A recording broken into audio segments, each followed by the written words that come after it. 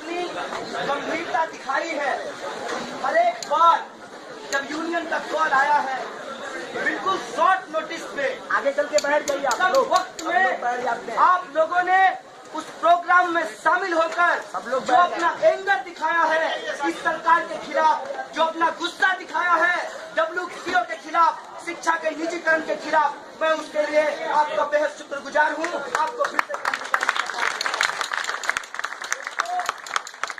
जैसा कि आप सब लोग जानते हैं कि हम लोग कैसे समय में रह रहे हैं। ये समय ऐसा है कि दुष्यंत ने ठीक कहा था कि कहाँ तो तय था चिरागा हर एक घर के लिए, कहाँ चिराग मैसर नहीं शहर के लिए।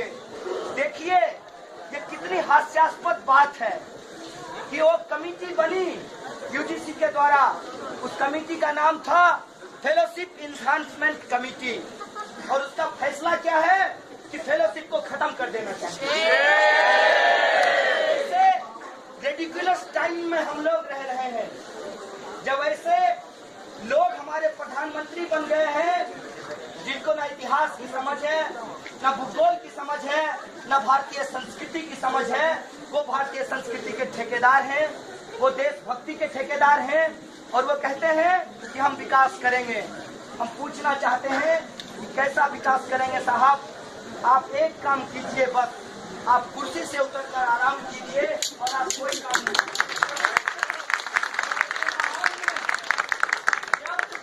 पूरी दुनिया के अंदर बात सिर्फ JNU की नहीं है, बात सिर्फ हिंदुस्तान की नहीं है।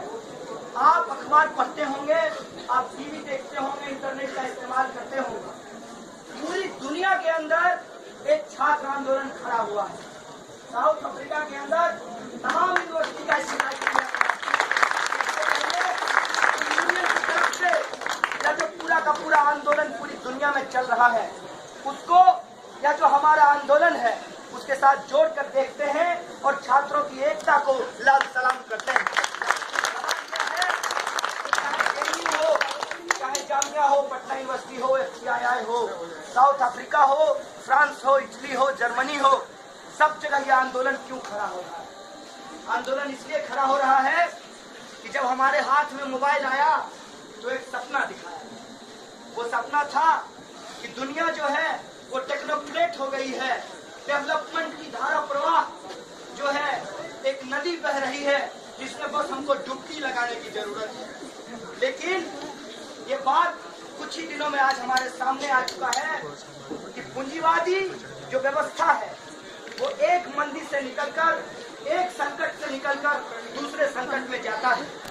याद कीजिए वो जमाना जब पूरी दुनिया के अंदर एक समाजवादी विचारधारा फैल रही थी, जब अमेरिका के द्वारा एक शगुफा छोड़ा गया था मार्शल प्लान का, और मार्शल प्लान के बाद जब यूरोप के देश अमेरिका से लोकप्रियता में फंस गए, उसकी तरफ आकर्षित हुए, तो समाजवादी विचारधारा को काउंटर करने के लिए एक कॉन्सेप्ट आया था। आप सब लोग उसके बारे में जानते होंगे, वेलफेयर स्टेट का कॉन्सेप्ट। इसमें कहा गया कि आपकी जान भी आपकी नहीं है, आप अगर आत्महत्या करेंगे तो भी जो है आपके ऊपर कानूनी कार्रवाई की जाएगी, क्योंकि आपका जान भी स्टेट का है। इसीलिए जब जान स्टेट का है तो जान माल की रक्षा की जिम्मेवारी भी स्टेट की है। तब कहा गया कि शिक्षा हो, स्वास्थ्य हो, रोजगार हो, अपने तमाम चीजें जो है हमारी बुनियादी जरूरतें, उसको पूरा करने की जिम्मेवारी सरकार की है। दुनिया की राजनीति बदली, समाजवादी विचारधारा अपने अंतर विरोधों की वजह से और पूंजीवाद का जो प्रोपेगेंडा था उसकी वजह से कमजोर हुआ, और फिर इनका असली चेहरा सामने आया। फिर जब एक मंदिर से निकलकर पूंजीवाद दूसरी मंदिर में आई, तब उसने एक नया सगुफा छोड़ा, जिसको इन्होंने कहा नौ उदारवाद। हमारे गांव में हमारे एक टीचर थे प्राथमिक स्कूल के, वो कहते थे कि पूंजीवाद शब्दों का बड़ा अच्छा चयन करता है, ये इनका चरित्र होता है, इतना बढ़िया शब्द का चयन करेंगे कि उसके विरोध करने वाले लोग बहुत ही कंजर्वेटिव नजर आएंगे। आप देखिए इनका क्या शब्द है, नियो लिबरल। ये बहुत लिबरल है, और हम लोग जो लिबरलिज्म का विरोध करते हैं हम लोग बहुत कंजर्वेटिव हैं, ऐसा इंप्रेशन ये देना चाहते हैं। क्या है ये नियो लिबरलिज्म? नियो लिबरलिज्म यही है कि अब भेड़ों को उदार होना पड़ेगा भेड़ियों के प्रति, अब जो आम इंसान है उनको उदार होना पड़ेगा शैतानों के प्रति।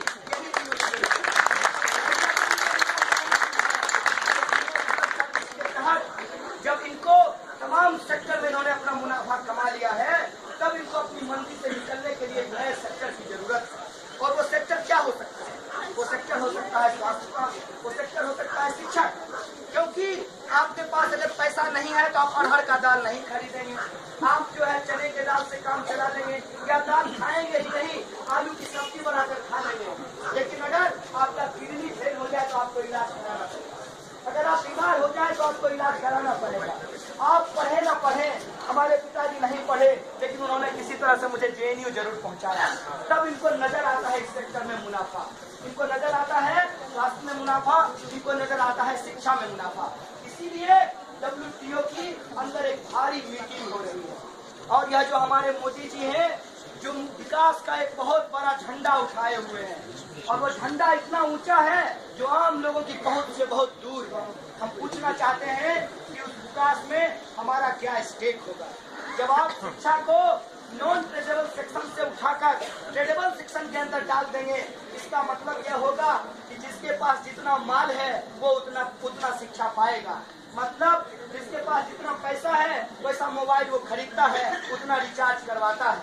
मतलब अगर आपके पास 1 ईयर का पैसा है तो आप 1 ईयर पढ़ेंगे, दूसरे ईयर में आपका टॉक टाइम खत्म हो जाएगा और आपका एजुकेशन अधूरा रहेगा।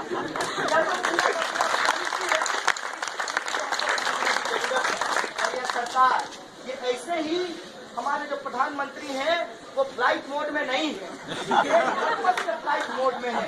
और वो पर्पस ये है कि यह दुनिया के ठेकेदारों को दिखाना चाहते हैं कि आओ भारत का ये मानचित्र अपने साथ ले जाते हैं और कहते हैं कि इस जगह पे आप बहुत आराम से मुनाफा कमा सकते हैं। यह जो खरीद बिक्री चल रही है, तब उसको देखकर लगता है कि हमने प्रधानमंत्री नहीं चुना है, हमने किसी कंपनी का CEO चुन लिया है। और ये हर जगह जाकर हमारा सौदा कर रहे हैं। एक तरफ कानून को बेचने की तैयारी चल रही है और दूसरी तरफ क्या चल रहा है?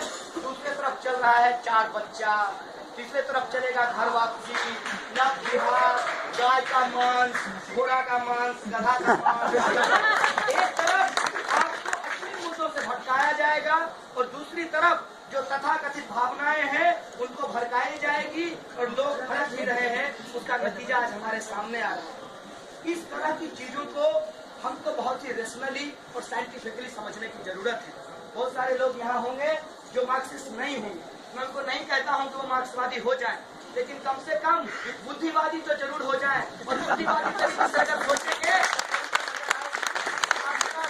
जो लोग के हैं, मैं उनसे ये अपील करना चाहता हूँ, अच्छा है आप भारत माता की जय कीजिए, आपको अपनी माता का ख्याल नहीं है, आप भारत माता की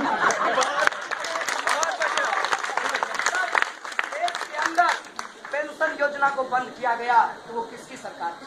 वो माननीय अटल बिहारी वाजपेयी महान कवि की सरकार थी। उन्होंने ही पेंशन योजना को खत्म किया।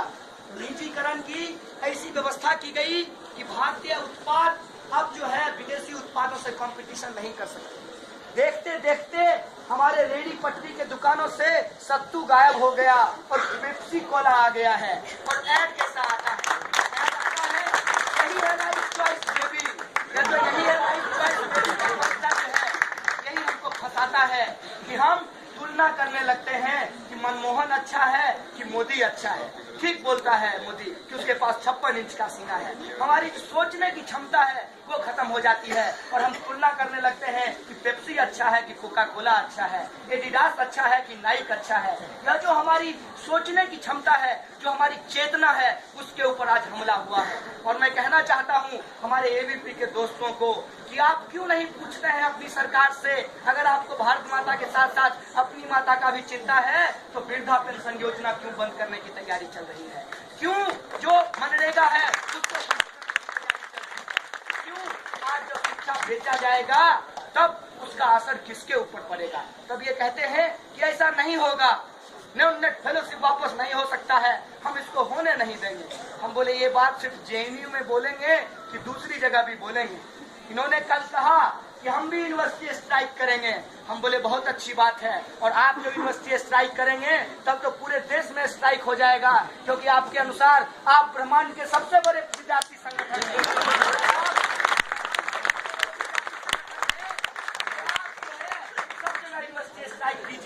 बगल में दिल्ली यूनिवर्सिटी है, वहाँ भी स्ट्राइक कीजिए, पूरे देश में आप और लगाइए अपने सरकार के खिलाफ नारा कि शिक्षा बेचना नहीं चलेगा, शिक्षा का निजीकरण हम नहीं करेंगे। ये बहुत समझदार है। इनको लगता है कि जहाँ लोग प्रगतिशील बात करते हैं वहाँ ये भी थोड़ा सा प्रगतिशील होने का नाटक करते हैं। सही। इनका जहाँ सबसे बड़ा यूनिट है, बड़े बाउंसर टाइप के कैडर होते हैं, वो मार नहीं खाए। हमारा जो ज्वाइंट सेक्रेटरी है उसका हाथ टूट गया है। हमको लगता है कि मोदी असर देखिए, मोदी का प्रभाव देखिए, वो तस्वीर खिंचवाने का स्टाइल ऐसे है जैसे देवानंद तस्वीर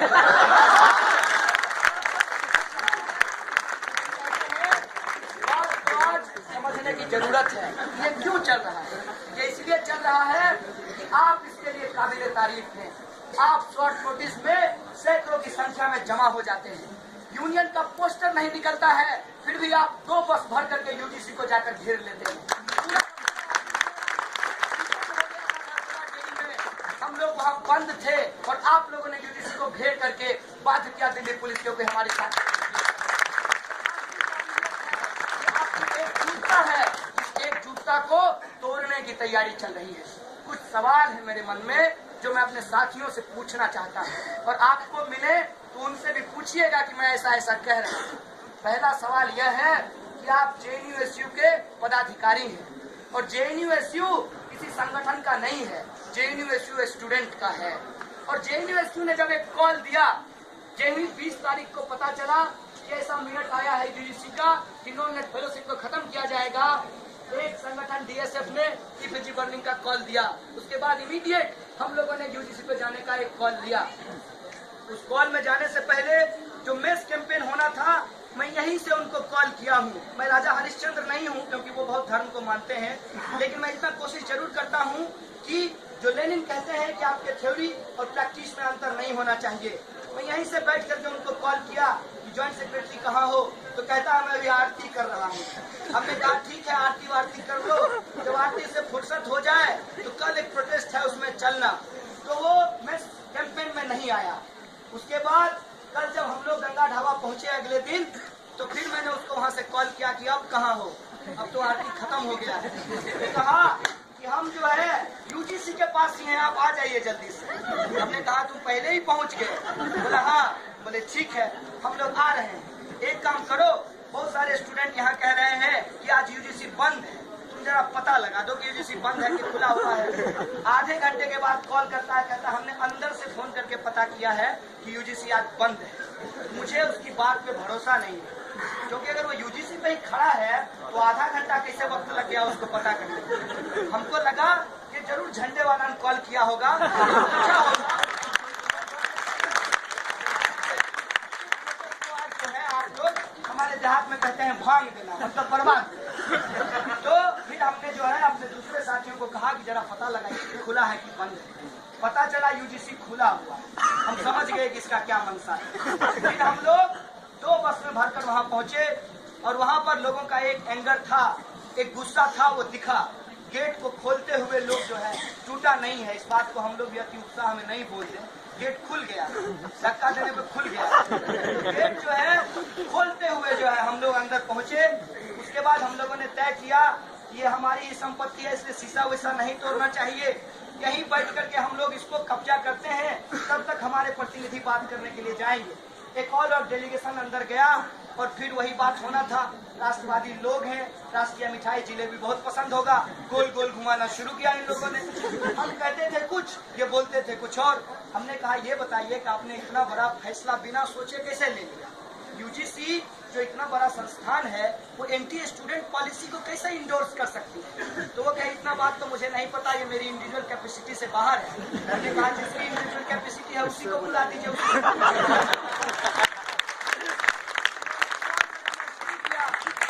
से शायद जवाब आया कि आप कह दीजिए कि हम रिव्यू करेंगे। हमने कहा कि आप रिव्यू करेंगे, रिव्यू में फिर आप यही रिव्यू कर देंगे कि नहीं जो हमने फैसला लिया है वही सही है। आप कहिए कि हम रिव्यू करके इसको खत्म करेंगे, तब हम लोग यहाँ से वापस जाएंगे, नहीं तो नहीं जाए। और जो हमारा 2 इम्पोर्टेंट डिमांड था, पहला कि यह जो इन्हांसमेंट का मुद्दा है, जो सालों से जिसको लेकर जेएनयू लड़ रहा है, उसको आपको मानना पड़ेगा। और नॉन नेट फेलोशिप एमफिल के लिए 5,000 से बढ़ाकर 8,000 और पीएचडी को 8,000 से बढ़ाकर कम से कम 12,000 रुपया करना पड़ेगा। और तीसरा डिमांड था कि चूंकि बात सिर्फ जेएनयू की नहीं है, जेएनयू अपने आप में कोई अनोखा नहीं है, यह भी हिंदुस्तान की एक यूनिवर्सिटी है और दूसरी भी यूनिवर्सिटी है, वहाँ के लोगों को भी फेलोशिप मिलना चाहिए। हमारे ही भाई बंधु जिनका नहीं हो पाता है वही तो वहाँ पढ़ते हैं, इसीलिए हमने कहा कि वहाँ भी लोगों को फेलोशिप मिलना चाहिए। उसके बाद उन्होंने कहा कि नहीं, बाकी दो मुद्दे पे हम कोई पोजीशन नहीं ले सकते। हम बोले ठीक है, तो हम अपना पोजीशन अपने स्टूडेंट कम्युनिटी से लेकर आते हैं। हम लोग बाहर आए और स्टूडेंट से बात किया, लोगों ने कहा कि अगर इसमें कोई कंक्रीट एश्योरेंस नहीं मिलेगा तब तक हम लोग नहीं जाएंगे। उसके बाद हम लोग उसी प्रेमाइस में बैठ गए और इस तरीके से हमारा आंदोलन शुरू हो गया। पहला सवाल है एबीवीपी से कि जब जेएनयू का कॉल था तब आपने उस कॉल को ज्वाइन क्यों नहीं किया, अगर आप कहते हैं कि आप जेएनयू, पहला सवाल। दूसरा सवाल है कि जब वहाँ आंदोलन चल रहा था तो रात को 1 बजे आपके 3 ऑफिस बेरर जो डूसू के हैं वो स्टूडेंट रिप्रेजेंटेटिव कम और अपने आप को मॉडल ज्यादा दिखाते हैं और उन्होंने कहा भी कि यही जेएनयू प्रेसिडेंट है। तो हमने कहा जी, कहा शकल अच्छी नहीं है, बात अच्छी कर लो। हमने कहा तुम्हारी शकल बहुत अच्छी है, तुम मॉडलिंग के लिए जाओ।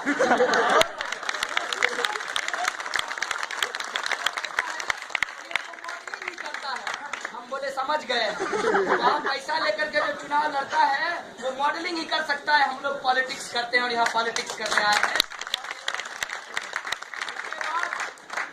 मैंने कॉल किया ज्वाइंट सेक्रेटरी को कि तुम्हारा 4-5 बाउंसर सब आया है दिल्ली से और वो डिस्टर्ब कर रहा है हमारे आंदोलन का, अगर तुमको दशहरा से फुर्सत हो गई है तो आ जाओ। और इसको पता नहीं था कि ये लोग वहाँ पे पहुंचे हैं। उसके बाद इन्होंने क्या किया, ये लोग वहाँ से आए, गर्दन में जैसे मफलर लगाते हैं ना, झंडा को उसी तरह से लगाते हुए आए जेएनयू से कुछ लोग, और जब वो वहाँ पहुंचे तो उनकी भी ताकत बढ़ गई। उन लोगों ने क्या किया, हमारा पोस्टर फाड़ना शुरू किया। ये ज्वाइंट सेक्रेटरी है, इलेक्टेड रिप्रेजेंटेटिव है और इसके सामने जेएनयू का पोस्टर फाड़ा गया। हमारी जो कॉमरेड है उनको गाली दिया गया, पत्थर फेंका गया, ये तमाम चीज इसके सामने हो रहा था। हमने कहा गौरव, बात पार्टी की नहीं है, बात जेएनयू स्टूडेंट कम्युनिटी की है। तुम्हारे सामने ये लोग ऐसा कर रहे हैं, इस पर तुमको पोजीशन लेना पड़ेगा। वो बोला, वो कोई पोजीशन लेने की बजाय, हमसे बात करने की बजाय पीछे हो गया। उसके बाद कहे कि ठीक है, हम लोग आपस में बात किए, इसके साथ हमको क्लैश नहीं करना चाहिए, इससे जो हमारा 3 दिन का आंदोलन है वो खत्म हो जाएगा। जब इनकी बात नहीं बनी तो इन्होंने पुलिस महकमा का इस्तेमाल किया और सुबह 5:30 बजे भारी संख्या में पुलिस आई और लगभग 100 लोग जो वहाँ मौजूद थे उनको उठाकर फलसफा डेली लेकर के चली गई। हमारा दूसरा सवाल है कि अगर आपको आंदोलन करना था तो आप रात को 1 बजे वहाँ क्या करने आए? और रात को 1 बजे जब आए, हो सकता है कि दशहरा से फुर्सत आपको मिल गई हो, जैसा कि ये बोल भी रहे हैं स्टूडेंट्स को कि हम भसान करने गए थे दुर्गा जी का, उसके बाद हमको फुर्सत मिल गई। अच्छी बात है, तो रात को 1 बजे आए तो वहाँ आकर के यूजीसी के खिलाफ नारा लगाते, वहाँ आकर के जेएनयू का पोस्टर क्यों फाड़ रहे थे, वहाँ आकर जेएनयू स्टूडेंट के ऊपर फाड़ रहे थे। तीसरा सवाल है, जब सुबह में हम लोग डिटेन हो रहे थे, ठीक है, तो हमारा ज्वाइंट सेक्रेटरी वही जेएनयू का फटा हुआ पोस्टर उठा करके कहता है हम भी डिटेन होंगे।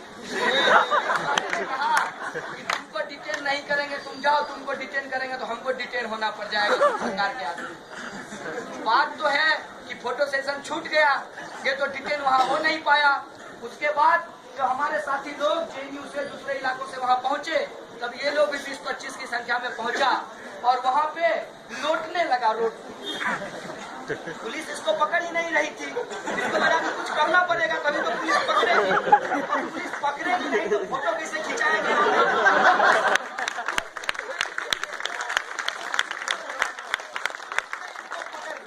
और पकड़ करके देखियो मजेदार, यहाँ चंद्रभागा के पास पकड़ा और वहाँ लोन के पास ले जाकर छोड़, यही इनका डिटेंशन था।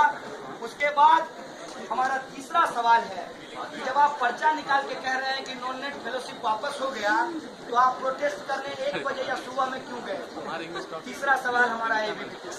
और चौथा सवाल, जो अभी एक ट्वीट आया है कि ट्वीट करने में तो महारथी हमारे मोदी जी भी हैं और स्मृति जी भी हैं, तो जो ट्वीट एबीवीपी कर रहा है वही ट्वीट स्मृति ईरानी क्यों नहीं कर देती?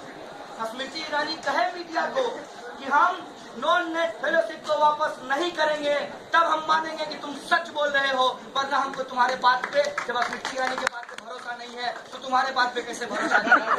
लेकिन कम से कम HRD मिनिस्टर होने के नाते, अब तो जो चुन लिया है उसको तो मानना पड़ेगा। इस नाते से आप एक जो है पब्लिक स्टेटमेंट जारी कीजिए, आप एक प्रेस रिलीज जारी कीजिए और बताइए कि हाँ, हम नॉन नेट फेलोशिप को वापस नहीं करेंगे।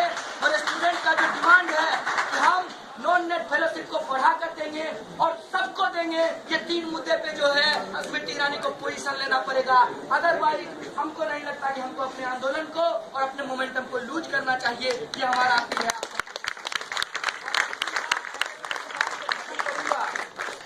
बात यह है कि स्मृति ईरानी इनकी है, लेकिन मैं मानता हूं कि HRD मिनिस्टर वो पूरे देश की हैं। और जब भी मिलना होता है तो ABVP के लोगों को ही बुला करके कान में कह देती है कि ऐसा होने वाला है। आजकल ऐसा हो गया है कि ABVP का पोस्टर आते ही लोग चर्चा करने लगते हैं कि लगता है ये होने वाला है। इस तरीके का माहौल कैंपस में बन रहा है। लेकिन मैं आपको कहना चाहता हूँ कि जो मैं पहले भी बोलता रहा हूँ कि बबूल के पेड़ में कभी आम नहीं निकलता है। अगर ABVP का चरित्र ऐसा है तो किसी मुगालते में मत रहिए कि स्मृति ईरानी और मोदी का चरित्र उससे अलग होगा, क्योंकि ये पॉलिटिकल ट्रेनिंग वहीं से लेकर के आते हैं। ये सब लोग एक ही झंडे के नीचे ऐसे भारतीय संस्कृति बचाते हैं। इसीलिए हमारा आप सब लोगों से अपील है कि हमको विजिलेंट रहने की जरूरत है।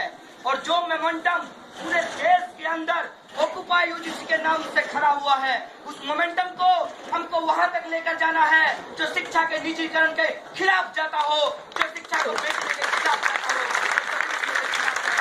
हमारा ये आप लोगों से एक अपील है कि कुछ भी होता रहे फेसबुक पे या ट्विटर पे, लेकिन JNUSU के नाम से ऑफिशियली जब एक पोजीशन आए, आप सब लोग अभी तक जो उन्होंने अपने यूनिटी दिखाया है उस यूनिटी को बनाए रखिए, उस एकता को बनाए रखिए।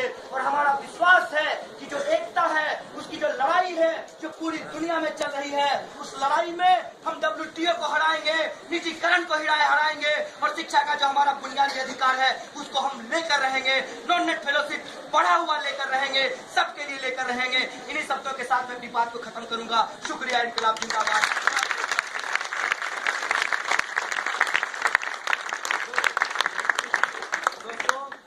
अभी हमारे साथ और भी संगठन के लोग और भी इंडिविजुअल जो यूनियन के हर एक कामकाज में बहुत ज्यादा मदद कर रहे हैं। मैं चाहता हूं कि वो लोग भी आए और अपनी बात रखें। और मुझे उम्मीद है कि आप सब लोग उनकी भी बात को पूरी तरह से सुने, ताकि हम लोग फर्दर कोर्स ऑफ एक्शन को डिसाइड कर सकें। अब मैं चाहता हूं कि JNU की वाइस प्रेसिडेंट कॉमरेड सहला आए और अपनी बात को रखें। उसके बाद जो लोग साथी, जो इंडिविजुअल अपनी बात रखना चाहते हैं